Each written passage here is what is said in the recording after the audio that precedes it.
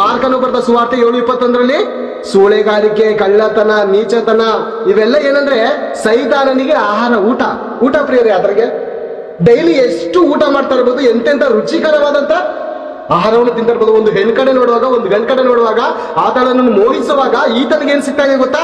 Full party ಮಾಡ್ತಾ ಇದ್ದಾರೆ ಪ್ರಿಯರೇ. ಆ ಸೈತಾನನ ಟೀಮು ಏನ್ ಮಾಡ್ತಾ ಇದೆ, ಆ ಘಟ ಸರ್ಪನ ಟೀಮು ಮನುಷ್ಯರ ಎಂಬುವಂತ ಈ ದೇವಾಲಯದಲ್ಲಿ ಸೇರ್ಕೊಂಡು ಅವ್ರು ಎಂಜಾಯ್ ಮಾಡ್ತಾ ಇದ್ದಾರೆ ಪ್ರತಿದಿನ.